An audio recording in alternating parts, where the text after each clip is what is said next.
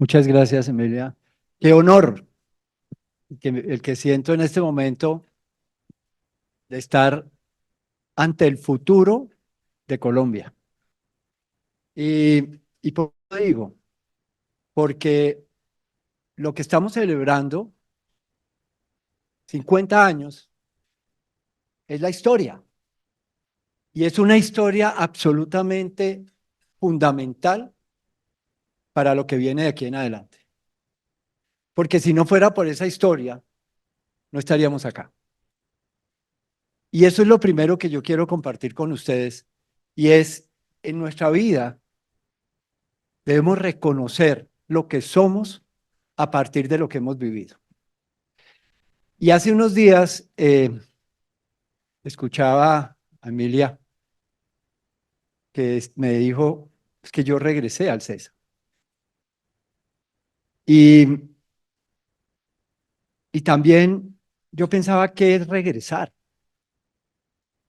Y también me pregunté, cuando yo estuve en el Everest, lo que yo más deseaba profundamente era regresar. Porque nunca en mi vida he tenido un momento de tanta vulnerabilidad y de tanta fragilidad. Totalmente diferente a lo que yo me imaginaba, que llegar a la cumbre del Everest iba a ser, mejor dicho, motivo de grandeza. Pero la verdad, estuve muy cerca de no poder regresar. Y aquí hay algo importante y por eso les hablo del futuro, porque regresar significa recoger para entregar. Eso es lo que ustedes hacen día a día. Por eso, veamos un video. Simplemente veamos un video de lo que nos enfrentamos. Y se los voy a presentar con toda la similitud de lo que es nuestro día a día. En cualquiera de los ámbitos de la vida nos estamos enfrentando a obstáculos, nos estamos enfrentando a dificultades, pero sobre todo nos estamos enfrentando a demostrar la capacidad de entregar a nosotros mismos y a los demás. Veamos a ver.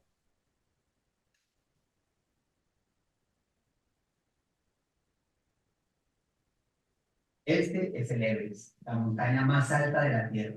Se eleva a 8.848 metros sobre el nivel del mar en la cordillera de los Himalayas. Es uno de los lugares más inhóspitos del planeta. Y si se piensa con sentido común, todo en él es dolor y sufrimiento. En su cumbre, tan solo hay el 30% del oxígeno que hay a nivel del mar, una tercera parte de la presión atmosférica. Respirar allí, sin la ayuda de un tanque de oxígeno, es prácticamente imposible.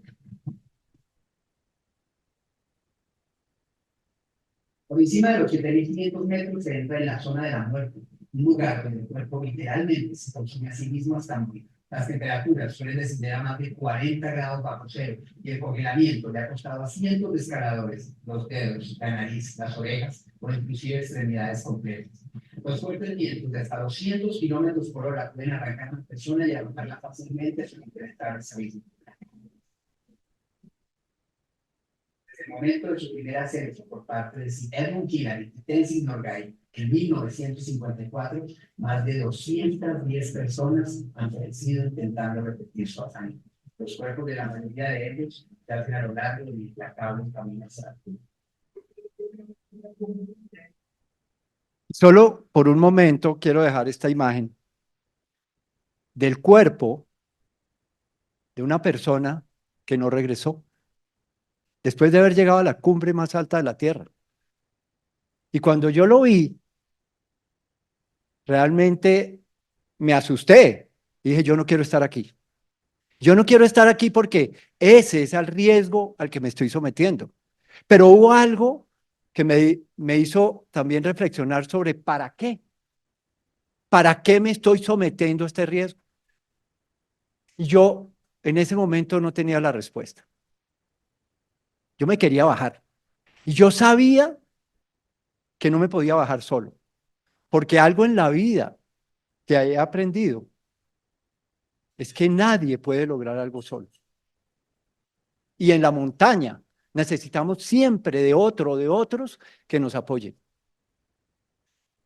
Y yo pedí ayuda, porque cuando estamos en un estado de vulnerabilidad, tenemos dos opciones: o cerrarnos, escondernos, armar un escudo para que nadie nos toque, nos afecte, o abrirnos y pedir ayuda. Y eso es lo que ustedes todos los días hacen: ofrecer ayuda. ¿A través de qué? A través de la esencia de lo que son ustedes, mediante un vehículo. El vehículo es el conocimiento, pero es un vehículo. Y yo pedí ayuda y escuché las palabras de Juan Pablo Ruiz, que estaba a mi lado, que me dijo: aquí estamos juntos y juntos vamos a bajar. Aunque yo no tenía fuerza suficiente, esas palabras fueron la fuerza, porque yo sabía que Juan Pablo no me iba a dejar. Y que las personas que no han regresado, la mayoría de ellos es porque se han sentado a descansar. Y la falta de oxígeno genera hipoxia. Y la hipoxia genera adormecimiento para siempre. Porque nunca despiertan. Las temperaturas son tan bajas, como escuchamos, de menos 60 grados, que se congelan. La llamada muerte blanca. ¿Y yo por qué les estoy comentando esto? Porque esto significó para mí la mayor reflexión en mi vida. Y a partir de ese momento, gracias a la ayuda de Juan Pablo y a los compañeros que me ayudaron a bajar, entendí algo. Y es que en la vida, la seguridad depende de las relaciones que establecemos. En todos los ámbitos. ¿Qué significa eso? La seguridad en la vida, no solamente física, sino también emocional. La seguridad para realizar una labor depende de las relaciones que establecemos. ¿Y cuál es la primera relación? Con nosotros mismos, y es la más difícil, por lo menos para mí ha sido la más difícil. Y por eso les quiero contar algo de la historia que me llevó a estar aquí hoy. Pues en 1974, cuando el CESA estaba naciendo hace 50 años, yo me encontraba terminando bachillerato en el gimnasio campestre. Y recuerdo mucho al profesor de geografía Campo Elías García, pero no por lo que me enseñó de geografía, lo recuerdo por su actitud, porque todas las mañanas nos saludaba y nos decía: muchachos, hoy es un día para agradecer a la vida, porque hoy está lloviendo y el agua es importante. Cuando hacía sol nos decía: y eso significa que van a poder hacer deporte, van a poder disfrutar del aire libre. Y un día nos mostró un mapa de Colombia, nos lo llevó, un mapa de Colombia en relieve. Nos dijo: agradezcamos el país en el que vivimos, la naturaleza, todo lo que Colombia tiene, las montañas, los valles, los ríos. Y ese mapa era en relieve y nos pidió que nos acercáramos y que sintiéramos, que tocáramos esas montañas. Y yo me acerqué.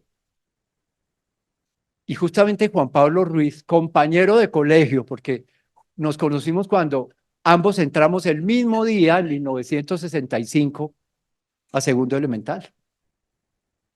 Ya estábamos terminando el bachillerato y le digo a Juan Pablo, ya que estamos frente al mapa de Colombia, ¿a dónde nos vamos en Semana Santa?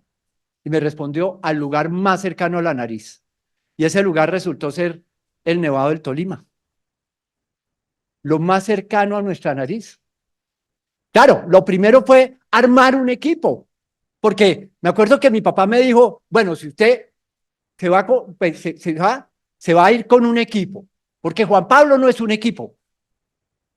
Usted tiene que tener un equipo, porque esa es la manera como se puede cuidar y cómo se pueden ayudar. Entonces conformamos el primer equipo al que yo pertenecí. ¿Y saben por qué? Porque a mí nunca me escogieron en el equipo de fútbol por mal deportista. Y tampoco me escogían en los equipos para hacer trabajos y estudios porque yo era mal estudiante. ¿Y saben por qué era eso? Porque mis dos hermanos mayores, con quienes mi papá siempre me comparó, eran los mejores. Juan Antonio, el mayor, era el mejor estudiante del curso de él. Y Luis Felipe era el mejor deportista porque era el capitán del equipo de fútbol o de la selección del colegio. Y como a mí no me gustaba que me comparara, yo no quería ser como ellos. Y la montaña, en ese momento, se convirtió en esa posibilidad de hacer algo diferente. Porque mis hermanos nunca habían ido a la montaña, ni nadie de mi familia, ni nadie del colegio había ido a un nevado. Afortunadamente, en esa época era maravilloso no tener información, porque gracias a eso mi papá me dio el permiso, porque él no sabía cómo era. A él lo que le importó es que yo me estaba proponiendo hacer algo por mi deseo, por mis ganas, algo diferente, y por eso me dio el permiso, por mi actitud. Y mi mamá, aterrada, mi papá le decía, no, tranquila, tranquila, que él sabe lo que está haciendo, porque lo va a hacer bien. Y nos fuimos para el Nevado del Tolima en esa Semana Santa de 1974. Y recuerdo que cuando llegamos a donde se terminó la carretera y yo vi el nevado, le dije, Juan Pablo, mire, allá está el nevado. Y Juan Pablo me dijo, sí, vamos para allá. Yo le digo, uy, no, pero eso está muy lejos. Me dijo, pues si no arrancamos, nunca vamos a llegar. Esas palabras se me quedaron grabadas por siempre. Si no arrancamos, nunca vamos a llegar.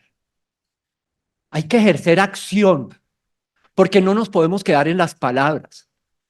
Y ese es el mejor legado, o de los mejores legados que podemos entregar a estos jóvenes, al futuro de Colombia. Hay que hacer, hay que actuar. Y ustedes saben que para actuar, perfectamente lo saben, se necesita una emoción, porque todos los actos, todas las acciones en la vida están impulsadas por la emoción. Y Juan Pablo me decía, acuérdese, acuérdese que sus hermanos no han hecho esto. Y eso era lo que a mí me movía. Juan Pablo me lo recordaba todo el tiempo y nadie en el colegio lo ha hecho. Y eso nos llevó a meternos entre el monte. Nos mojamos porque llovió, tuvimos que pasar la noche metidos dentro de una cueva. Y al amanecer del día siguiente, cuando vimos la montaña despejada, estábamos muy cerca. Y yo dije, uy, yo quiero tomarme una foto en la nieve. Y así fue, con la cámara Kodak Instamatic y el rollo de 12 fotografías, nos tomamos la primera fotografía en la nieve. Eso para mí era importantísimo porque era la manera de demostrarle a mi papá que yo había conocido la nieve, porque mi papá nunca conoció la nieve ni mis hermanos. Y eso significó que mi papá me, me apodara como el alpinista de la casa. Y así fue que por primera vez yo me sentí que mi papá me estaba reconociendo, porque estaba haciendo algo diferente a mis hermanos. Y eso fue lo que me cautivó, esa emoción fue lo que me hizo continuar subiendo montañas. Miren, la primera vez conocimos la nieve y nos devolvimos. Los tres compañeros que fueron con nosotros nos dijeron que nunca más iban a volver. Y Juan Pablo y yo decidimos que sí íbamos a volver. 5 veces en ese año regresamos. Cada vez que había un puente, en las vacaciones de mitad de año, al final de año. Y cada vez con amigos diferentes porque nadie repetía. Y la sexta vez nos fuimos solos y nos encontramos con dos alemanes que venían bajando de la cumbre. Era la primera vez que veíamos a alguien allá. Y esos señores estaban vestidos con unas chaquetas y tenían unas picas en las manos y también unas púas en los pies. Y el que iba adelante se llama Hubert Frank. Él tenía una librería en Bogotá, la librería El Cóndor, en la carrera séptima, aquí cerquita, con calle 47. Entonces él, como sabía español, nos preguntó que para dónde íbamos. Y yo le dije, para la cumbre. Esta es la sexta vez que venimos acá y vamos a llegar a la cumbre. Y nos dijo, ¿así? Y yo, sí, así, así. Dijo, ustedes necesitan carampones. No, no me diga así porque yo ni amigos así tengo. Dijo, no, carampones se llaman las púas que se utilizan en los zapatos. Mira, no, yo no tengo esa cosa. ¿Y saben qué hizo él? Se desamarró las púas de los zapatos para entregárnoslas. Y nos dijo, les voy a ayudar, porque yo confío en ustedes. Me los van a devolver. y nos dio los datos de la librería del Cóndor. Y yo me quedé pensando, bueno, ¿y este señor que nos acaba de conocer, por qué está confiando en nosotros? ¿Y saben por qué? Porque nos percibió como personas íntegras, nos percibió como personas capaces de realizar esa labor y nos percibió que estábamos cumpliendo con un propósito para nosotros mismos. Esos son los tres elementos que generan confianza, la emoción más importante en las relaciones humanas. Recuerden, integridad, capacidad y cumplimiento. Y son claramente los valores que en el CESA se transmiten. Hay que ser íntegros, es lo primero. Por eso el CESA todavía mantiene las entrevistas. Porque uno no conoce la integridad de una persona a partir de una pantalla o a partir de un escrito. Es a partir de verlo, de conversar. Y lo segundo, la capacidad. Claro, en el CESA, las personas que hacen parte de la comunidad, partiendo de ustedes, y todos los alumnos, porque tienen la capacidad. Me contaba Emilia que cuando ella ingresó al CESA eran 60 y salieron 15. Quienes realmente tienen la capacidad. Y lo tercero, ser coherentes con lo que decimos. Eso es, esos tres elementos constituyen la condición de la confianza o la emoción. Y así fue que con esos crampones que nos prestó Hubert Frank, yo me puse uno en un zapato y Juan Pablo se puso el otro. Y siguiendo las huellas que ellos habían dejado, llegamos a la cumbre. Yo estaba emocionado, yo ya le quería contar a mi papá que estaba cumpliendo con lo que yo había dicho. Porque mi papá me dijo, bueno, eso me gusta, que se rete, que haga cosas grandes en la vida. Ojalá en el estudio fuera lo mismo, ¿no? Y cuando yo estaba en la cumbre, con ese deseo de bajar y contarle, de regresar a mi casa y contarle a mi papá, porque eso era lo importante para mí, era regresar y siempre ha sido lo más importante y por eso lo entendí. Y le dije, Juan Pablo, tómeme una foto. Y Juan Pablo me dijo, pero tomemos primero la foto de la montaña que se ve allá. Y yo, uy, sí, esa montaña está más grande. Me dijo, pues sí. ¿Usted no estudió? Yo le dije, no, ¿qué estudié? ¿Qué? Geografía. El profesor Campolías García, el doctor García, ¿no? Sí, sí, doctor García. Hoy en día le digo Campolías, descanse en paz. Pero el doctor García nos enseñó que la montaña más alta en el Parque de los Nevados es el Nevado del Ruiz. Vámonos para allá.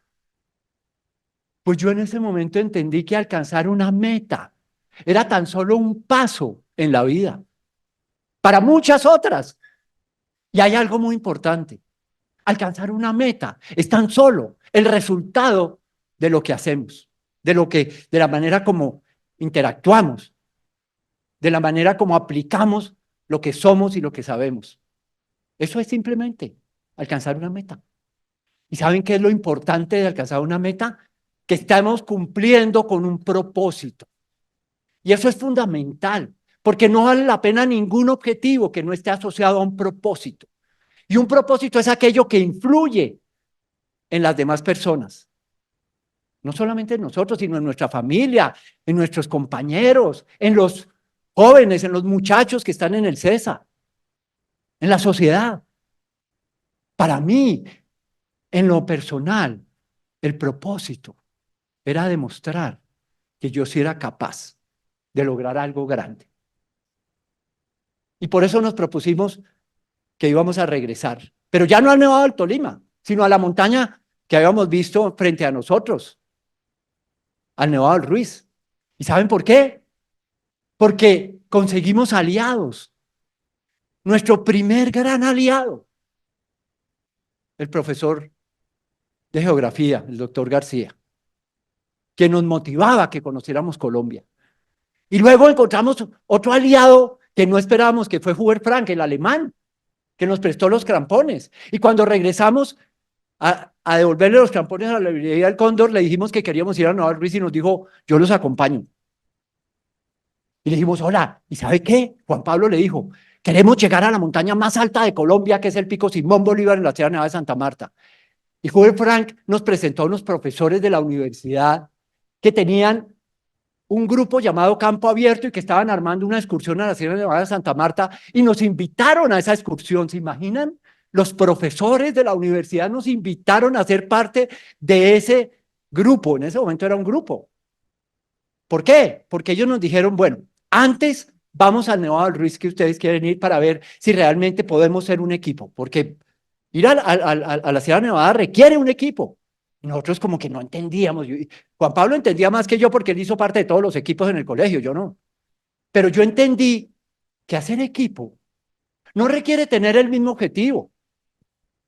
Tampoco requiere definir unos roles o una estrategia. ¿Saben qué es lo primero que se necesita para ser parte de un equipo? La emoción, el significado de lo que es pertenecer al equipo. Por eso, una pregunta. ¿Cuál es el significado para cada uno de ustedes de pertenecer a este equipo, a esta comunidad del César? ¿Qué significa en sus vidas? ¿Tiene sentido? Porque si lo tienen, están aquí. Por eso están aquí. Y llegamos, gracias a eso, a ese apoyo de los profesores de la universidad junto con Hubert Frank, alcanzamos la cumbre más alta de Colombia, el Pico Simón Bolívar. Y ahí está Juan Pablo. Yo le tomé la foto a Juan Pablo. Y cuando Juan Pablo bajó de la cumbre me dijo, suba usted. Yo le dije, no, yo ya subí. Me dijo, pero yo no lo vi. Yo le dije, pues cuando usted estaba ahí arriba, yo también. Y Juan Pablo me dijo, ah, ya entiendo. Pues yo no necesitaba subir. ¿Saben por qué? Porque entendí que una de las emociones fundamentales en un equipo, gracias a los profesores de la universidad, es que el logro de uno es el logro de todos. Y para mí era clarísimo, yo necesitaba subirme a la cumbre. Cuando Juan Pablo se subió, yo también. Y así fue que se nos abrieron las fronteras y comenzamos a pensar en montañas más altas. Claro, empezando por las montañas de Ecuador. Yo le pedí a mi papá que me ayudara porque yo quería ir al Cotopaxi. Mi papá me dijo, bueno, con una condición. Usted ya está en sexto de bachillerato. No pierda ninguna materia. Pase todas las materias. No habilite nada, porque yo todos los años habilitaba algo. Y fue el único año en todo el, el tiempo de colegio en que no perdí materias. ¿Y saben por qué? Porque mi papá con ese ofrecimiento se conectó sin saberlo con lo que para mí es importante. No es subir montañas, sino es regresar para contar, para darle sentido. Y fue tan emocionante eso, que además, como yo le había cumplido a mi papá, él me dijo, bueno, yo le voy a ayudar para que vaya a Ecuador, pero como yo reconozco que no creí que usted fuera capaz, le compré un libro. Él se había ido a la librería El Cóndor, porque él sabía que a mí me gustaba mucho ir allá, donde Hubert Frank, y me compró un libro del Everest. ¿Se imaginan? Y cuando me lo fue a entregar, le dije, papá, gracias, gracias, y lo fui a abrazar, y me dijo, no, no me abrace. Yo le he enseñado que los hombres no se tocan. Deme las gracias. Y yo, bueno, papá, muchas gracias. Y yo me puse a mirar las fotografías del libro que estaban en blanco y negro todas.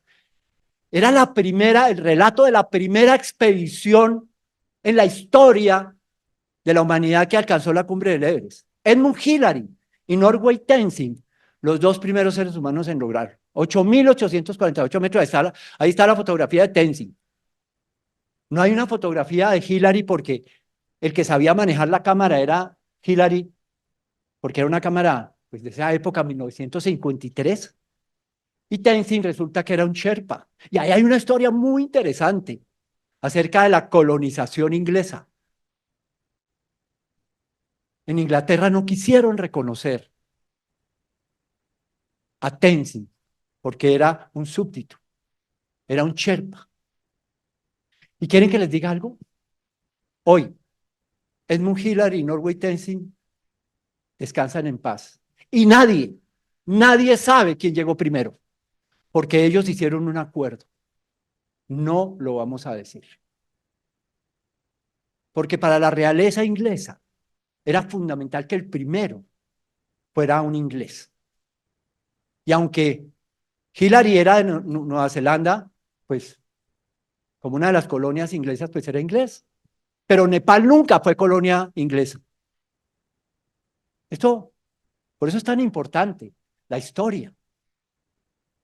Y yo pensaba que se sentirá estar parado en la cumbre del Everest, eso debe ser increíble. ¿Y qué se podrá sentir en la cumbre del Everest? Ah, pero al fin y al cabo, para mí en ese momento todo era un sueño imposible, como las fotografías en blanco y negro. Pero bueno, como todos podemos soñar, yo soñaba cada vez que miraba estas fotografías y fue pasando el tiempo. Yo no sabía qué quería estudiar, porque mis dos hermanos estudiaron, el uno ingeniería química y el otro ingeniería civil, y mi papá ingeniero agrónomo. Pues yo no iba a ser ingeniero, yo no quiero ser ingeniero. Y mis compañeros, Juan Pablo, economía. Y la mayoría, y los demás compañeros, o administración de empresas, o derecho, los mejores estudiantes, medicina. Yo no quería estudiar nada de eso. Yo quería estudiar algo diferente, pero no sabía qué. Y gracias a un profesor de la Universidad Nacional llamado Krzysztof Safransky, que conocí cuando estaba en el páramo de Chingaza con unos amigos caminando por allá, él estaba recogiendo piedras. Y yo le pregunté, ¿usted por qué recoge piedras? Y me dijo, yo soy geólogo y analizo las rocas. Y yo, uy, yo quiero hacer eso, geólogo. Y le pregunté, ¿y usted dónde estudió? Me dijo, yo estudié en Polonia. Y yo dije, ay, no, pero eso es... Me dijo, no, pero yo estoy aquí en Colombia porque yo soy profesor de la Universidad Nacional, la única universidad en Colombia en la que había geología. Yo, uy, gracias, gracias. Y le conté a mi papá que iba a estudiar geología. Y me dijo, ¿usted dónde va a estudiar? Porque uno le va a pagar para que se vaya a otro lado. Aquí hay buenas universidades. Yo le dije, pues en la Nacional, es la única universidad. Y me dice, ay, ¿usted cree que va a pasar? Allá solamente pasan los buenos estudiantes. Yo dije, pero me presento. Y me presenté a la Nacional de Geología y habían 50 cupos y nos presentamos 42. ¿Pasé? ¿Pasé? Claro, porque en esa época era muy raro que alguien estudiara geología porque no había cómo aplicarla en Colombia. Pero bueno, me hice buen amigo del profesor Safransky y el profesor Safransky me contó que él había estado escalando en Europa, en los Alpes. Y yo le pedí que me enseñara a escalar paredes de roca y él me llevó a las rocas de Suezca y me enseñó las técnicas de la escalada. El profesor Safransky con unas cuerdas y con unos ganchos yo aprendí a escalar. ¿Y saben qué? Yo le dije, enseñemos, porque yo necesito conseguir plata, porque mi papá únicamente me paga el estudio. Y yo tengo unos amigos que quisieran aprender. Y creamos la primera escuela de escalada en Colombia, la Academia Colombiana de Montañismo del Escalador. Así le pusimos. Y comenzamos a enseñar a otros. ¿Y saben qué me sucedió? Que a medida que yo enseñaba, me daban ganas de aprender más. Y a ustedes les pasa eso. Ustedes son referentes, porque cuando se dan cuenta de lo que ustedes saben y de lo que ustedes son, les sirve a otros.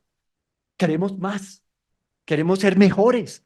Y gracias a eso, gracias a ser profesor, me convertí en el mejor escalador de Colombia. En esa época éramos muy pocos, no era tan difícil. Pero para mí eso era un reconocimiento muy grande para mí mismo. Y fue pasando el tiempo. Y yo aprovechaba las vacaciones para ir a las montañas, ¿saben con quiénes? Con los alumnos a quien yo les enseñaba, creamos un club, el Club del Escalador, porque éramos los egresados de la Academia del Escalador. Y en la Universidad Nacional sí que tuve vacaciones. Cada vez que cerraban la universidad, para mí eran vacaciones. Y yo aprovechaba las huelgas de la universidad para ir a las montañas y conocí la mayoría de las montañas de Colombia gracias a las huelgas de la Universidad Nacional. Miren cómo son las cosas. El Parque de los Nevados, la Sierra Nevada del Cocuy, nuestras montañas que hoy están cerradas para los montañistas. ¿Y saben por qué? Porque por alguna rara condición considera el Ministerio del Medio Ambiente y Parques Nacionales que ir a las montañas significa deteriorar el medio ambiente. Entonces, mejor que nadie vaya. Somos un país sui generis. ¿De quién son las montañas? ¿De quién? De los colombianos. Y no podemos ir. Entonces, ¿saben qué nos toca hacer hoy? ¿O qué les toca hacer Por eso los momentos son muy diferentes. A los montañistas colombianos hoy van es a Ecuador, a Perú, a Chile, a Argentina, que allá sí las montañas son para las personas. Y Juan Pablo, desde que cerraron las montañas, decía, pero es increíble que en Colombia la sostenibilidad no se entienda, porque la sostenibilidad ambiental significa interactuar con el medio ambiente de una manera respetuosa. Y ustedes lo saben, porque aquí hay una comunidad de personas que amamos nuestro país, que amamos lo que tenemos y lo que somos. Pero bueno, pasó el tiempo. 8 años duré estudiando geología. Me gradué en 1985. Y cuando yo me gradué de geología, pues resulta que en 1983, 2 años antes, se había dado el primer descubrimiento del campo gigante de Caño Limón, del campo de petróleo. Entonces las empresas petroleras se interesaron en explorar petróleo en Colombia, se asociaron con Ecopetrol. ¿Y qué necesitaban? Geólogos. Y como habían tan poquitos geólogos, 3 empresas me ofrecieron trabajo. Yo escogí la que me pagara más. Claro que fue una equivocación, porque me gané un jefe francés autoritario, que decía las cosas mal, que no le gustaba hablar con los empleados. Y eso me llevó a los 6 meses a renunciar. Y hoy entiendo que yo tengo un conflicto con la autoridad. Y eso proviene de la relación con mi papá. Pero yo renuncié con un objetivo: crear una empresa, ser emprendedor. Lo que ustedes transmiten, lo que en el CESA hace parte de sus ejes, el emprendimiento. Y le dije a un compañero que conocí cuando estaba estudiando ingeniería, que fue inclusive compañero de tesis mía, un ingeniero civil, Juan Manuel Martínez, le dije, montemos una empresa. Y aunque vamos a ganar menos, no tenemos jefes. Porque todo emprendedor sabe que gana menos, pero que tiene libertad. Y no solo y la libertad, ¿saben para qué es? Para construir el futuro. Eso, para eso es la libertad, para generar el futuro. Y comenzamos a contratar compañeros nuestros. Afortunadamente, como teníamos relaciones, nos contrataban en las empresas petroleras, ya comenzaron a conocernos y la empresa creció. Geoingeniería le pusimos, porque como yo soy geólogo, el burro adelante, y Juan Manuel ingeniero, pues geoingeniería se convirtió en la empresa más reconocida en Colombia en la elaboración de estudios de impacto ambiental y diseño de plataformas o de locaciones para la exploración petrolera, para la perforación. Llegamos a tener 120 empleados. Pasaron 10 años. Yo no volví a las montañas porque yo era más reconocido como geólogo. Mi papá decía que él tenía un hijo petrolero y que además era gerente, porque yo era el gerente de mi empresa. Entonces mi papá se sentía más orgulloso de su hijo petrolero que de su hijo alpinista. Y eso hizo que yo no volviera a las montañas. Ya no necesitaba ir a las montañas. Lo que necesitaba era ser el mejor geólogo, el mejor empresario. Y es lo que ustedes transmiten. Porque en el CESA, claramente, el emprendimiento es otro de los ejes fundamentales. Y el emprendimiento, ¿saben qué es? La pasión por la aventura, por la incertidumbre. Claro, siempre sabiendo a dónde quiero llegar y planeando un camino o una estrategia, una ruta que nunca se cumple. Porque cuando emprendemos y arrancamos nos damos cuenta de que lo que habíamos pensado no sucede. Pero lo que sí debemos tener claros es siempre a dónde queremos llegar y tener la capacidad para ajustar la estrategia, para superar obstáculos. ¿Y saben cómo se superan los obstáculos? Ya les dije, con propósito, con la emoción de tener un propósito, de que ese objetivo es lo que hace que se cumpla el propósito por el cual yo emprendí. Esa es la mejor enseñanza, y no es enseñanza, a través de nuestra actitud que pueden recibir los estudiantes. Lo que quieren lograr debe estar acompañado de un propósito. Y esa es la conversación más importante. ¿Cuál es el propósito para hacer algo? ¿Cuál es el propósito? Yo ya se los pregunté para ustedes ser docentes. Y entonces, un día, habiendo pasado 10 años, me llamó Cristóbal von Rothkirch, uno de mis alumnos en la academia. Yo lo conocí cuando él tenía 14 años, él estudiaba en el colegio andino. Era hijo de un alemán, o es hijo de un alemán, casado con una colombiana. Y como ya habían pasado 10 años, pues él tenía 24 años, tenía barba. Y me llamó a la oficina y me dijo, Marcelo, yo conseguí su teléfono porque usted se perdió. Usted no volvió a las montañas. Yo le dije, no, yo no tengo tiempo, yo soy geólogo y estoy dedicado a mi profesión y tengo una empresa. Yo no tengo tiempo de ir a las montañas. Y llega y me dice, Marcelo, cuando usted me enseñó a escalar, yo recuerdo mucho que usted me mostró un libro del Everest, con la fotografía en blanco y negro, en la carátula. Yo sí, claro, el libro que me regaló mi papá cuando me gradué del colegio, yo lo tengo ahí. Y me dijo, ¿y usted me mencionó que soñaba con ir al Everest? Yo, claro, ¿quién no puede, qué montañista no sueña con ir al Everest? Pero yo, eso es algo imposible. Para los colombianos nunca vamos a poder ir al Everest. Eso es para los europeos, los alemanes, así como su papá, o inclusive los norteamericanos que tienen muchos recursos, porque eso es muy costoso. Eso es como la carátula del libro en blanco y negro. ¿Y saben qué me respondió? Yo le acabo de dar color. Y yo, ¿cómo así? Me dijo, sí, yo estuve en la embajada china pidiendo un permiso para ir al Everest, porque el Everest queda entre Nepal y China y por el lado chino es más económico. Yo, ¿de verdad? ¿Y eso cómo fue? Y me dijo, mire, tuve que esperar 3 meses y me llamaron hoy y me entregaron el permiso. Yo, ¿de verdad? ¿Usted tiene un permiso para ir al Everest? Y me dijo, sí, pero es para dentro de 2 años, para el 97. Yo dije, ¿usted dónde está? Me dijo, yo estoy en Café y Crepes, el café donde nos reunimos los montañistas. Y dije, ay, yo ya sé, espéreme, que yo salgo del trabajo y me voy para allá, yo quiero conocer el permiso. Y cuando llegué allá a Café y Crepes, me mostró el permiso y yo no entendí nada, porque la página de la izquierda estaba en inglés, perdón, en chino, y la página de la derecha en inglés. En esa época, y hoy, para mí el inglés es todo un reto. El chino ni se diga. Entonces yo no entendí nada. Lo único que entendí es que decía US 50.000. Yo le dije, ¿qué quiere decir un 50.000? Me dijo $50.000. Eso es lo que vale el permiso. Le dije, ¿usted está loco? ¿Cómo vamos a pagar $50.000 por subir una montaña así sea la más alta del mundo? Además, si yo le cuento a mi novia que me voy para el Everest, me bota. Yo no me arriesgo a que me bote.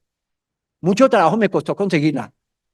Y además, los pasajes aéreos son muy costosos. En esa época, un pasaje aéreo para ir hasta Nepal costaba $3.600 aquí en Colombia. Y uno se puede enfermar, a uno le puede dar un paro cardíaco, un edema pulmonar. Además, allá hay abismos, uno se puede ir a un abismo de 3.000 metros. ¿No se da cuenta el camino tan largo que hay que recorrer? ¿Y saben qué me dijo? Marcelo, este permiso es la oportunidad de hacer realidad el sueño del que usted me habló. Y usted se podría convertir en uno de los primeros colombianos en llegar a la cumbre del Everest. Cuando me dijo eso, que yo podía ser uno de los primeros colombianos en llegar al lugar más alto de la tierra, a mi mente vino una imagen. Mi papá leyendo el periódico, con mi nombre ahí escrito. Yo nunca antes había salido en el periódico, porque hay que hacer algo extraordinario para salir. Y yo dije, pues, subir el Everest puede ser algo así. ¿Y saben qué? Inmediatamente tomé la decisión. Sí voy a ir. ¿Y saben por qué? Ustedes lo saben. Porque el lenguaje está conectado con la emoción. Lo que pensamos, lo que oímos y lo que decimos está conectado con la emoción. Y yo ya les dije hace un momento que toda acción la impulsa una emoción. O sea, ojo con lo que hablamos y más con lo que pensamos y con lo que escuchamos. Por eso en el CESA las conversaciones están enfocadas al futuro, están enfocadas a entregar más que conocimientos, porque los conocimientos son universales. En el CESA, lo que se entrega es una actitud, una manera de comportarse, una manera de asumir la realidad de hoy. Y aquí hay algo bien importante. Yo tengo 66 años y yo podría estar contando lo que hice, pero eso no, para mí no es suficiente, porque la manera real de dejar un legado es actuando bajo las condiciones que hoy tenemos, muy diferentes a las de hace 10, 15, 20, 30 años. ¿Y saben cómo lo estoy haciendo? Trabajando con jóvenes, jóvenes de 24, de 26, de 28 años. Y encontré que mi propósito de vida, ahora sí, es poder transferir a las generaciones jóvenes, a las personas entre los 20 y los 45 años. Porque en los 20 años, normalmente es cuando las personas comenzamos nuestro camino en la vida a partir de nuestras propias decisiones. Y a los 45 años todavía tenemos la capacidad de actuar, pero ya se nos está acabando el tiempo. Porque ustedes saben perfectamente que la capacidad productiva está justamente a partir de los 20, 25, 30, 35, 45. A algunos nos alcanza hasta los 60, pero son excepciones. Pues resulta que eso es lo que yo quiero y eso es lo que yo estoy haciendo y hoy lo estoy haciendo a través de ustedes. Porque hoy yo no le estoy hablando a 120 personas, le estoy hablando a toda la comunidad del CESA a través de ustedes. Por eso es que llamamos a Juan Pablo, que en ese momento era secretario general del Ministerio del Medio Ambiente. Juan Pablo, economista, con tan buenas calificaciones que fue becado para estudiar una maestría en Estados Unidos, en la Universidad de Yale, estudió planeación y medio ambiente. Y como él había trabajado en el Inderena, fue su primer trabajo, cuando regresó a Colombia, el ministro de Medio Ambiente, José Vicente Mogollón, lo nombró secretario general del ministerio, por su capacidad, por su entrega. Eso es un líder. Un líder no es el que enseña a través del conocimiento. Un líder es el que enseña a través de la actitud, a través de las palabras, a través de influir en las emociones de las personas. Ese es el verdadero liderazgo. Y entonces lo llamé y le conté que tenía un permiso para ir al Everest. Me dijo, mándemelo por fax. Y se lo mandé por fax. Yo no sé, ustedes sí conocieron el fax, pero ustedes les dicen fax a los muchachos y ellos no tienen ni idea qué es eso. Ellos le sacan el celular porque el celular hace de todo. Pues resulta que cuando Juan Pablo recibió el fax y se dio cuenta que le estaba hablando con la verdad, fue donde el ministro y le dijo que iba a renunciar para ir al Everest. Y el ministro le dijo, no, pero deme tiempo. Le dije, sí, yo le estoy contando que voy a renunciar. No le digo cuándo, cuando consiga un reemplazo, porque la expedición es para el 97. O sea, él le dijo al ministro con 2 años de anticipación que iba a renunciar. ¿Por qué? Porque para Juan Pablo, ir al Everest tenía un significado en su vida como líder, como ejercicio de su liderazgo. Y armamos un equipo con diferentes personas, de diferentes lugares. Yo le dije a Juan Pablo, busquemos a los mejores. Y Juan Pablo me dijo, no, ese no es el mejor equipo. El mejor equipo son las personas que se complementan. Y así fue que logramos ese mejor equipo, no a través de los más fuertes o de los mejores, sino a través de los más complementarios. Por eso en el equipo había un médico, había un ingeniero, que era el encargado de las comunicaciones, porque en esa época nadie sabía internet. Entonces conseguimos a Luis Camargo, que había hecho una maestría en ingeniería mecánica en Estados Unidos, entonces era el único que sabía internet. Entonces él se podía comunicar por el computador y averiguar cosas, dónde se consiguen los equipos y esas cosas. Y personas de diferentes lugares de Colombia, miren, al primero que llamamos fue a un ibaguereño, que era el colombiano que más alto había subido en el mundo, Manolo Barrios, que había estado por allá en Pakistán en 1984. Y también invitamos a un paisa, como no hubiera un paisa, a Nelson Cardona, un paisa que conocimos en el Parque de los Nevados, que era guardaparques, y también a 2 costeños, buena gente, alegres, necesitamos alegría en el equipo.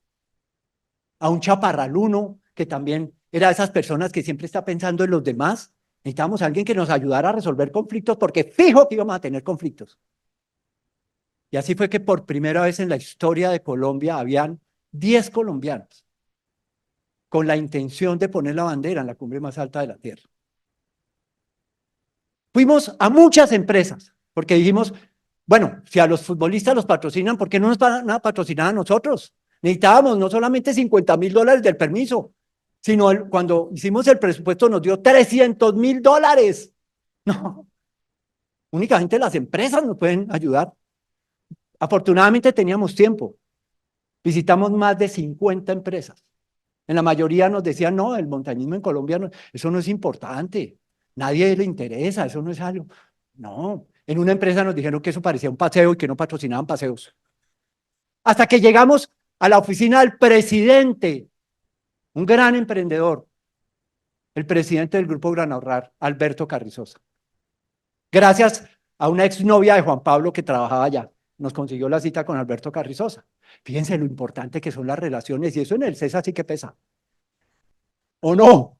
Mi hermano salió del CESA, y sé lo que eso significa, y en la vida, en mi vida. Y Alberto Carrizosa nos contó que cuando él estaba en el colegio y estuvo en un campamento de verano en Colorado, Estados Unidos, una de las actividades fue subir montañas. Y cuando él subió a la primera montaña y miró desde arriba el camino que había recorrido, nos dijo, yo en ese momento quería bajar para subir otra montaña, porque me gustó tanto mirar desde arriba, pero le dije a mi papá y mi papá me lo prohibió. Y nunca más pude subir montañas. Y escuchándolos a ustedes, estoy sintiendo lo mismo que sentí en ese momento. Voy a hablar con la junta directiva. Y al tercer día nos llamó y nos dijo, les vamos a dar el apoyo. $300.000, ¿gracias a qué? A la historia, a la emoción de otra persona. Y nos fuimos al Everest en 1997 por primera vez. Llegamos al costado norte, la cara norte del Everest, que es el costado tibetano. Habíamos definido una estrategia que consistía en que cada uno se iba a preparar para hacer su labor bien. Y yo fui seleccionado para ser de los que intentara subir a la cumbre, con Manolo, con el ibaguereño. Y nos preparamos para eso. Y cada uno se preparó para lo que le correspondía. Y Manolo y yo, el 27 de septiembre de 1997 a las 11 de la noche, estando a 8.200 metros, en medio de una tempestad, donde la temperatura marcaba menos 42 grados y los vientos eran tan fuertes que Manolo me dijo, devolvámonos, porque si seguimos no vamos a regresar. Yo dije, bueno, sí, devolvámonos y esperamos a ver qué pase esto, pero que otro sea el que suba, porque claro, cuando una persona supera los 8.000 metros, el desgaste es tan grande que requiere semanas para recuperarse. Entonces bajamos al campamento base y les dijimos, mire, ya abrimos la ruta hasta 8.200 metros, faltan 650 metros, ¿quién va a subir? Y todos nos miraron así como aterrados. No, yo, no, pues nadie más se preparó, eran ustedes los que iban a subir. Y ahí fue cuando entendimos lo que significa la preparación de un equipo. Y es que no nos podemos enfocar en lo que nos corresponde o en lo que sabemos, sino tenemos que relacionarnos a través de lo que sabemos, a través de lo que hacemos, no solo a través de lo que somos, que es lo principal, ¿no? Para generar confianza. Entonces decidimos que nos íbamos a preparar mejor y nos fuimos al Manaslu, la 7ª montaña más alta del mundo. Y recuerdo que con Juan Pablo decíamos, mire, necesitamos juventud, necesitamos a alguien que tenga ímpetu. Por eso incluimos en el equipo a Lenin Granados, un joven boyacense de Santa Rosa de Viterbo que había estado en Alaska, en el monte Denali. Entonces dijimos, no, pues ese nos puede ayudar, el más joven de todos. Y por eso lo incluimos. Y esta expedición costó muchísimo menos que la del Everest. Por eso Alberto Carrizosa nos volvió a apoyar, porque ya teníamos los materiales, porque el permiso para el Manaslu costaba $5.000 y no 50.000. Y nos fuimos para el Manaslu en el 98. Y allá encontramos grandes dificultades, como un sector, una travesía en la que teníamos que avanzar con la nieve en la cintura. Había caído mucha nieve los días anteriores. Íbamos muy despacio. Claro, todos estábamos amarrados y Lenin Dijo, ¿saben qué? Yo me voy a soltar. No, Lenin, no haga eso, en la montaña eso no se puede hacer. Ay, miren, yo conozco la nieve, yo estuve en Alaska y además, si yo me suelto, todos vamos a avanzar más rápido porque yo abro la huella. Y así fue. Permitimos que Lenin se soltara. Sí, él fue avanzando más rápido y nosotros aprovechábamos esa huella para avanzar. Pero resulta que había tanta nieve acumulada en la parte superior de la montaña que cuando tomó mucho peso esa placa de nieve, se formó una avalancha, una enorme avalancha que se llevó a Lenin, lo arrastró al abismo. Inmediatamente nos devolvimos para buscar dónde cayó la avalancha, para encontrar a Lenin. Estuvimos toda la noche buscándolo y no lo encontramos. Y al día siguiente también lo buscamos y no lo encontramos. 3 días hasta que dijimos no, ya no vamos a encontrar a Lenin vivo. Y fue muy duro perder a un compañero de esa manera. Nunca nos había sucedido. Tanto que perdimos la confianza en nosotros mismos, porque faltamos a un acuerdo fundamental. En la montaña y en la vida no nos podemos separar, no podemos andar solos. Y regresamos, tristes, hasta con rabia, con nosotros mismos. Y fuimos a Santa Rosa de Viterbo a visitar a los papás de Lenin, y ellos llorando, llorando, nos pidieron que volviéramos, que Lenin nos estaba esperando. Pues esas palabras fueron lo que hizo que nosotros dijéramos, vamos a darle un homenaje a nuestro compañero, vamos a volver al Himalaya. Y escogimos el monte Choyu, la sexta montaña más alta del mundo, de 8.201 metros. Pero una fuerza para seguir llegó del lugar menos esperado, el corazón. Los padres de Lenin alentaron al grupo a seguir adelante. Ellos no existía mejor manera de honrar a su hijo que verlos alcanzar la meta que él persiguió. Marcelo y su grupo decidieron escalar la montaña Choyu en honor a su amigo. Ellos sabían que el pasado tiene dos formas de asumirse, como freno o como motor de impulso. Estando en la cima del Choyu, los excursionistas sintieron la compañía del espíritu de Lenin. En la distancia observaron la cumbre del Everest. Una vez más, el desafío nos llama. Así fue. Logramos llegar a la cumbre del Choyu, a 8.201 metros. Y ahí pusimos la bandera de Colombia. Lo habíamos logrado y sentíamos a Lenin con nosotros. Estábamos recuperando la confianza, porque la confianza se recupera cuando recuperamos lo que hemos perdido. Y habíamos perdido precisamente el cumplimiento de un acuerdo. ¿Recuerdan el tercer aspecto? La coherencia. Pero cumplimos. Y en esta ocasión Juan Pablo fue muy claro en los acuerdos. Uno de ellos, entre otros, el de nadie va a estar solo en la montaña, y es que si vamos a volver al Everest, es después de que alcancemos la cumbre de un 8.000, primero. Y quienes van a intentar la cumbre no van a ser específicamente uno o dos o tres o cuatro. Quienes van a intentar la cumbre del Everest son quienes logren superar los 8.000 metros en el Choyo. Pues de los 10, 6 superamos los 8.000 metros. Entonces eso nos puso en la posibilidad de volver al Everest, que lo vimos desde el Choyu a 30 kilómetros de distancia estaba la cumbre del Everest, y agarramos la bandera y dijimos, vamos a celebrar este éxito, así como hoy vamos a celebrar lo que hoy somos en el CESA, con un objetivo más grande, porque esa es la manera de celebrar el éxito que hasta el día de hoy el CESA tiene, se debe a todo lo que hemos hecho. Pero lo celebramos proponiéndonos cosas más grandes.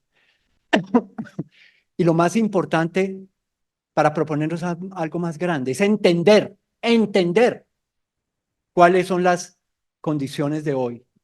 Otro de los ejes fundamentales en el CESA, comprender las necesidades de Colombia hoy, para entregarlas, para decirles a ellos Y por eso volvimos al Everest en un momento muy difícil para Colombia. Tanto así, ustedes recuerdan a finales de los 90 lo que estaba pasando. En Colombia había miedo. Gran Ahorrar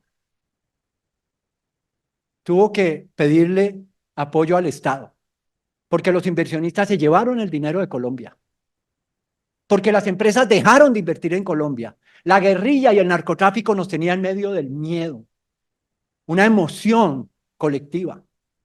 Pero ¿saben? Líderes como ustedes, como todos estos muchachos que están hoy en el CESA, como todas las promociones, tienen o tenemos la capacidad de mover esas emociones. Y eso sucedió. Dijimos, vamos a cambiar por un día la noticia en Colombia. Declaramos un propósito. Y para eso necesitamos llegar a la cumbre del Everest, porque Colombia necesita una noticia diferente.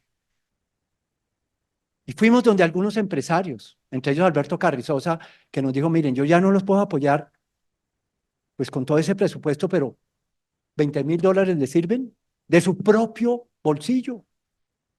Y así varios empresarios nos dieron de a 10.000, de a $20.000 como apoyo. ¿Saben por qué? Porque les dijimos, acompáñenos a cambiar la noticia por un día en Colombia. Eso era, en ese momento, como lo es hoy, lo que necesitamos oír. Noticias diferentes, no la misma cosa, la polarización en la que estamos. Es aburridor ya. Por eso, el futuro se crea hoy, a partir de las conversaciones que tenemos, que impulsan al futuro que deseamos y de los cuales nosotros somos gestores. No importa la edad que tengamos, lo que importa es la intención. Y pudimos volver al Everest. Llegamos a Nepal, a Katmandú, allá donde las culturas budistas, hinduistas, musulmanes, católicos conviven en paz. ¿Y saben por qué? Porque tienen un propósito común. Porque siendo uno de los países más pobres de la tierra, el turismo es el principal fuente de ingreso. Y para ellos, tratar bien al turismo y servir es su propósito común. No importa cuál sea su cultura, sus creencias, tienen un propósito. ¿Cuándo Colombia va a tener un mismo propósito? Y eso depende de nosotros, de lo que le digamos a ellos, que son el futuro, como hoy nosotros fuimos el futuro del pasado. Entonces, llegamos a Katmandú, conseguimos los materiales que nos hacían falta, materiales usados de otras expediciones, llegamos a la frontera entre Nepal y China y Juan Pablo dijo, ahora llegó la hora del desprendimiento, porque el camión en el que vamos no puede cruzar la frontera y hay otro camión al otro lado, pero no nos cabe todo lo que llevamos. Entonces hay que desprenderse de lo que no nos sirve, de lo que no es necesario, porque uno en la vida lleva muchas cosas que a veces ni las necesita y que pesan. Y Juan Pablo dijo, bueno, y nos vamos a desprender de las envidias, de los rencores, de la rabia, porque eso no nos sirve. Y eso se llama resignificar, cambiarle el significado a una emoción por una situación o por una ofensa o algo que sucedió en el pasado. Por eso es tan importante revisar hacia atrás dónde hemos adquirido emociones que no nos sirven, para resignificarlas y continuar el camino. Cruzamos el desierto del Tíbet y llegamos al campamento base del Everest, 5.300 metros, frente a la cara norte. Y aunque teníamos roles diferentes, nos apoyábamos entre todos para ayudarnos, para que las cosas se hicieran más rápido. Observábamos la montaña, definiendo cuál iba a ser la estrategia y teniendo muy claro cada vez que mirábamos la cumbre del Everest, que lograrla significaba cambiar la noticia por un día en Colombia. Y ahí está. Teníamos que colocar un campamento base avanzado y 3 campamentos de altura, subir y bajar muchas veces. Una expedición puede tardar hasta 60 días armando la ruta. Y hay que esperar el mejor tiempo, el mejor clima para intentar subir a la cumbre, porque es el tramo más exigente y más peligroso.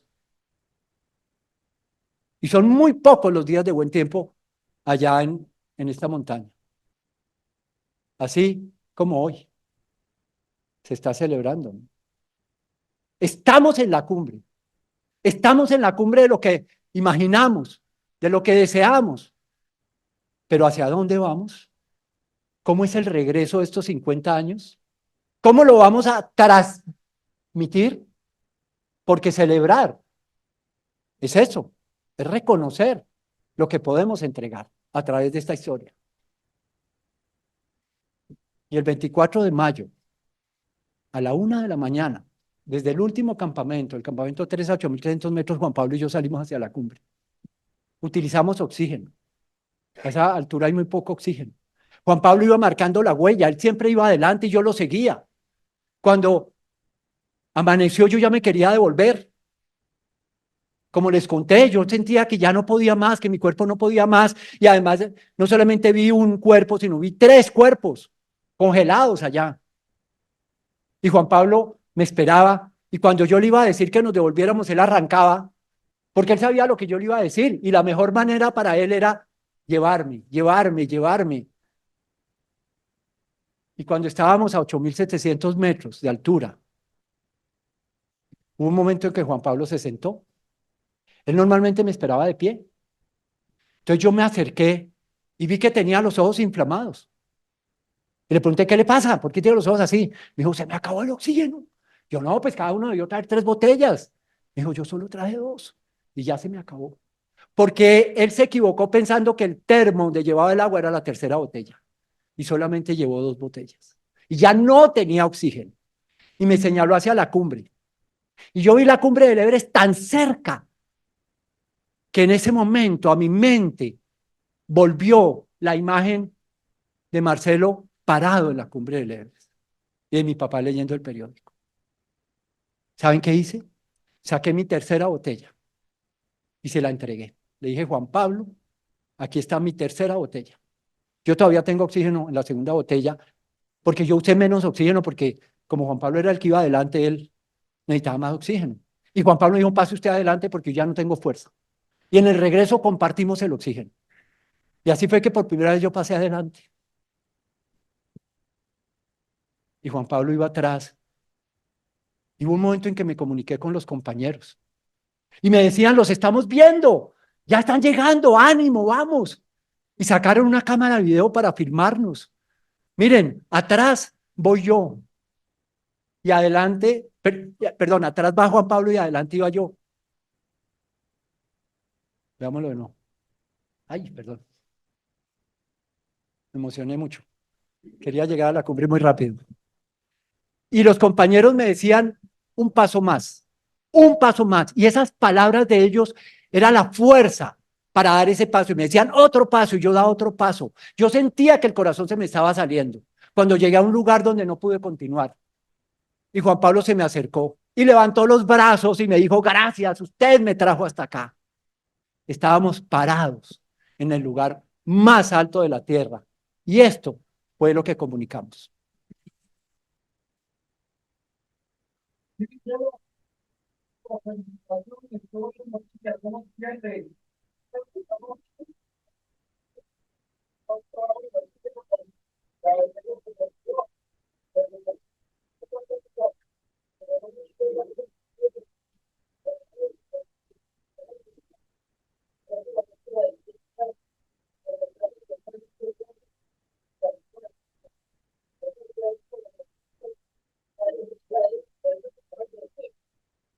Y así fue.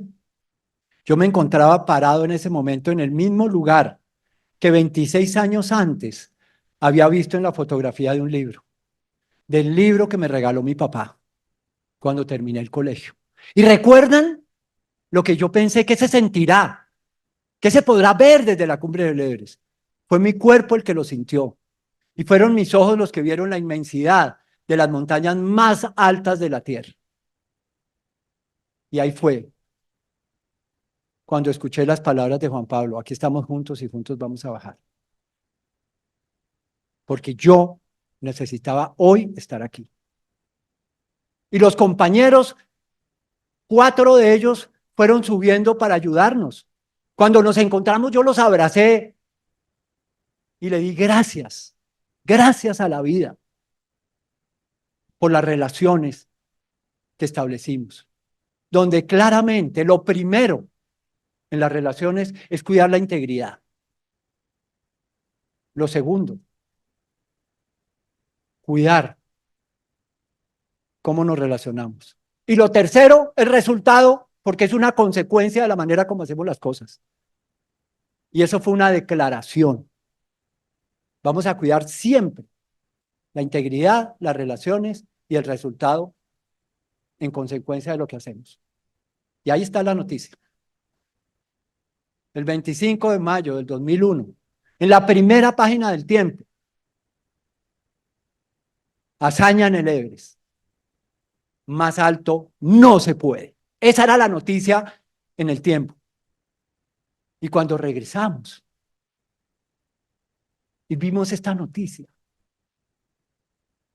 Juan Pablo me dijo, no podemos parar. El haber llegado a la cumbre del Everest es una razón para continuar. Y vamos a regresar al Everest. No solamente regresar a la casa, regresamos como Emilia regresó al César.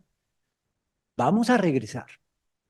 Porque los límites los ponemos o los ampliamos nosotros mismos. Incrementarlos, y esto hay que tenerlo muy presente, requiere esfuerzo, constancia y equipo. Palabras de Juan Pablo Ruiz. Y decidimos emprender otro proyecto, el proyecto de las 7 cumbres, que consiste en subir la montaña más alta de cada continente. Ya habíamos subido el Everest, nos faltaban las otras 6. Y eso es mucho más alto que el Everest, porque si sumamos las alturas en número, son 43.312 metros. Pero la altura no es por el número, la altura es por lo que significa lograr estas 7 cumbres. Para nosotros fueron 15 años, todos los años haciendo una expedición, porque no se llega a la cumbre la primera vez, como ya les conté.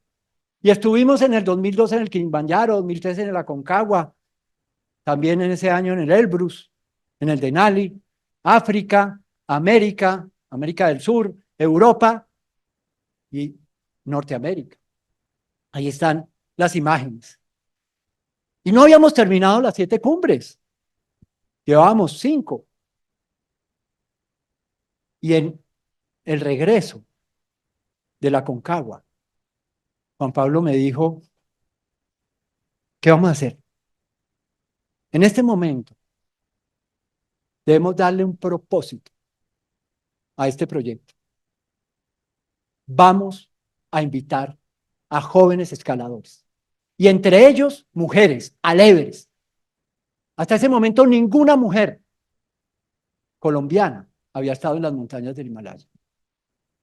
Dijimos, si lo logramos, es una demostración de que estamos transfiriendo. Y en el 2007, con ese objetivo de las primeras colombianas en la cumbre del Everest, Ana María, Katy y Mónica, 3 montañistas que se unieron al equipo, junto con Lucho Osa, porque dijimos, bueno, ¿y los jóvenes qué? Pues pongámonos un reto más grande en los hombres, llegar sin oxígeno a la cumbre. Y Nelson Cardona, el paisa, y Lucho Osa se prepararon como deportistas de alto rendimiento para intentarlo. Desafortunadamente Nelson no nos pudo acompañar. Y el resultado,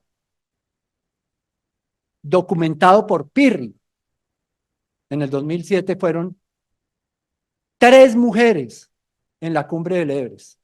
¿Acompañadas de quién? De Juan Pablo, que justamente 6 años después, el mismo día en que Juan Pablo y yo llegamos a la cumbre, él repitió, acompañándolas a ellas.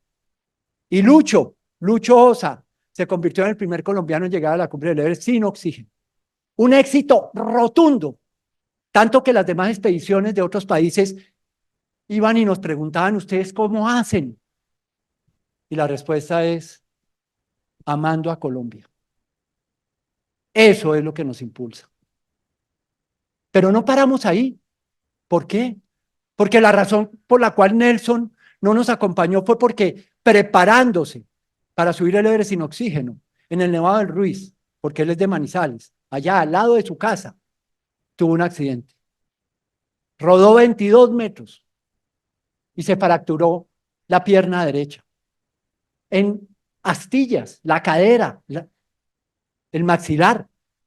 Y eso conllevó, después de meses, de que Nelson decidiera amputarse la pierna derecha, porque él no podía volver a las montañas con la pierna como le quedó. Dijo, si esa pierna me está frenando, me está haciendo estorbo, quítenmela. Y se la quitaron y comenzó un proceso de recuperación, de rehabilitación, con una prótesis. Y volvió a las montañas. ¿Y saben qué? ¿A qué nos invitó él? A volver al Everest. Dijo, yo quiero volver al Everest. Yo quiero llegar a la cumbre del Everest. Imagínense la que nos puso a Juan Pablo y a mí. Pues bueno, armemos otra expedición al Everest. Y fue algo fundamental. ¿Cuál va a ser nuestro propósito? Porque eso es fundamental, lo que mueve, que no existen límites. Vamos a demostrar a nuestro país que no existen límites, que los límites están en la mente y que Nelson va a poder llegar a la cumbre. Sueño de uno, sueño de todos. Un equipo de 16 personas, empresarios, nos acompañaron varios empresarios que nos apoyaron también económicamente. Y ahí está Nelson, en la cumbre más alta del mundo. ¿Se imaginan? Y yo estaba en el campamento base. Yo no subí, yo no fui el de la foto, ni en el 2007 ni en el 2010. Para mí fue muy duro no ser el de la foto. ¿Y saben por qué? Porque a mí me diagnosticaron esclerosis en el 2006. Y los médicos decían que yo no podía volver a subir una montaña. Y Juan Pablo me dijo, pero usted va a estar en el campamento base porque yo lo necesito a usted. Y yo estuve en el campamento base. Me dijo, porque usted me va a ayudar a manejar las emociones de los jóvenes, porque eso es difícil.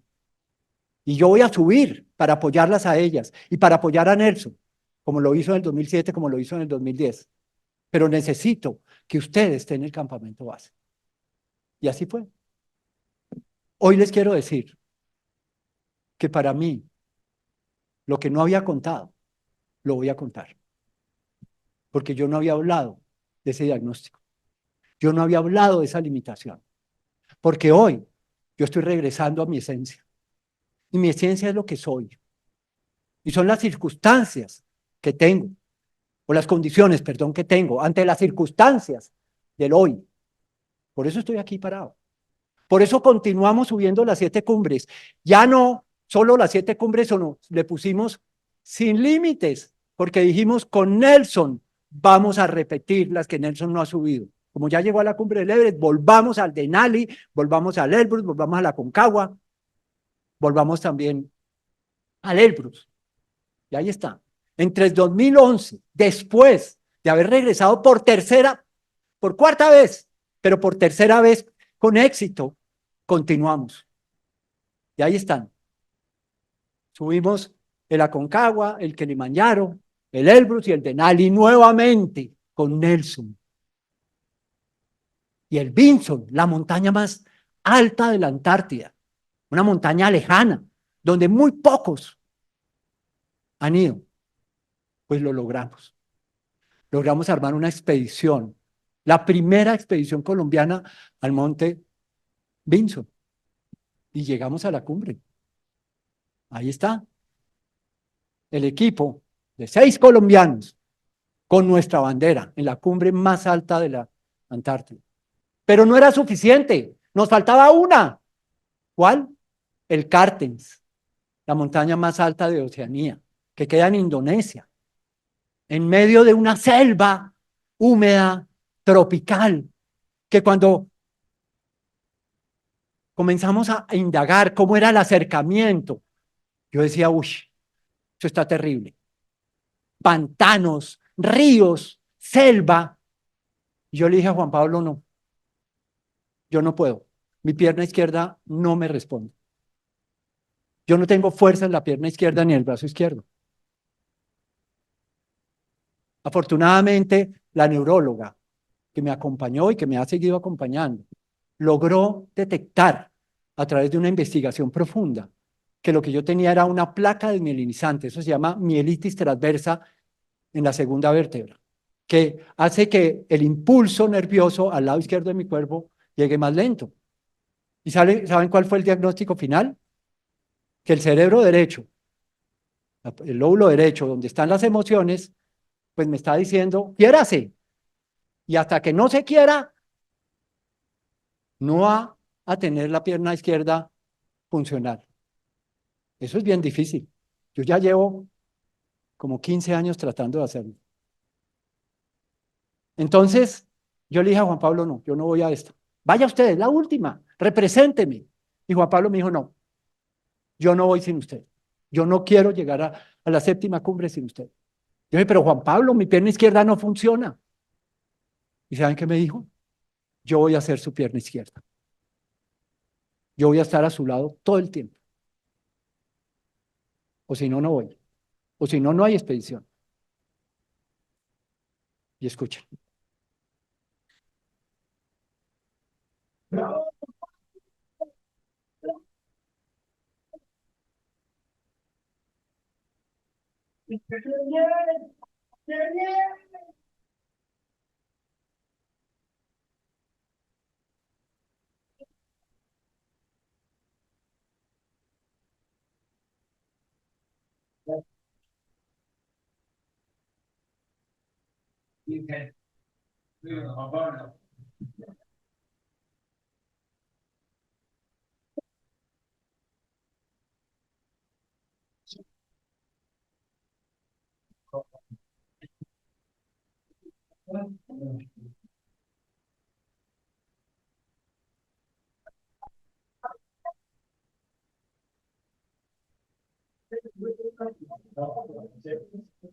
Las palabras de agradecimiento a Juan Pablo en ese momento mías fueron, usted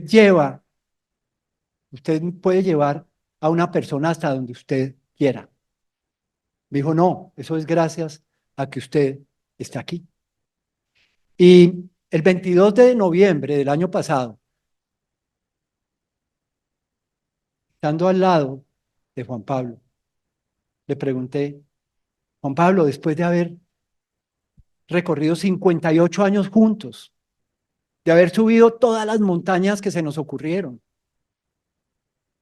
todavía estamos subiendo montañas. ¿Cuál es la montaña que en este momento estamos subiendo? Me agarró la mano, me la apretó, me dijo la montaña de la vida. Yo le dije, bueno, Juan Pablo, así como en el Everest, yo lo voy a asegurar para que usted suba. Y yo todavía tengo algo que hacer. Por eso cuando ya esté listo, le voy a decir que me asegure. Y nos despedimos. Y hoy, Juan Pablo está conmigo. Porque todo lo que juntos hicimos, a través de la relación, a través de la amistad, es lo que hoy me tiene a mí, regresando a mi esencia. Porque eso es lo que yo necesito hoy. Eso es lo que me hace falta. Y entendí que regresar a la esencia es reconocer lo que somos a partir de nuestra propia historia. ¿Y cómo podemos entregar eso a los demás? ¿Cómo podemos hacer que 15 años, 14 expediciones, 12 cimas, 57 escaladores, 12 sherpas, 6 guías, 100 porteadores y 7 cumbres? Son cifras, cifras que reflejan lo que las personas podemos lograr cuando tenemos propósitos. Porque la fuerza de un equipo está en el propósito que juntos tenemos como ustedes lo tienen. Y no vamos a parar, porque ya emprendimos algo que con Juan Pablo el año pasado, antes de que partiera, nos propusimos. La expedición andina. Uno de nuestros compañeros fue trasplantado de riñón el año pasado, después de 2 años de estar en lista de espera, cuando ya iba a entrar en diálisis. Él nos pidió Nos dijo, si yo logro el trasplante, yo quiero volver a las montañas. Por eso, la expedición andina tiene como propósito decirle a Colombia lo que significa la donación de órganos. Colombia está en el nivel más bajo de Latinoamérica en tasa de donación. ¿Por qué? Por la cultura, por el miedo. Y aunque en la Constitución todos somos potenciales donantes, lo que pasa es que no hablamos de eso. Pues vamos a hacer que Colombia vuelva a hablar de eso. ¿A través de qué? A través de una historia, como que la que durante más de una hora les he estado hablando y ustedes no se han despegado. Eso es lo que queremos decirle a los colombianos. No les vamos a hablar de donación de órganos, le vamos a hablar de lo que significa entregar vida. Eso es. El año entrante celebraremos los 25 años de Epopeya, que nació con ese propósito,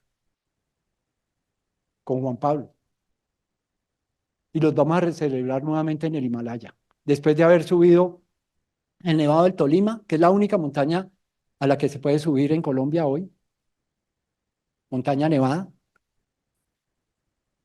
En un mes nos vamos para Perú, vamos a subir 3 montañas en Perú, en la Cordillera Blanca.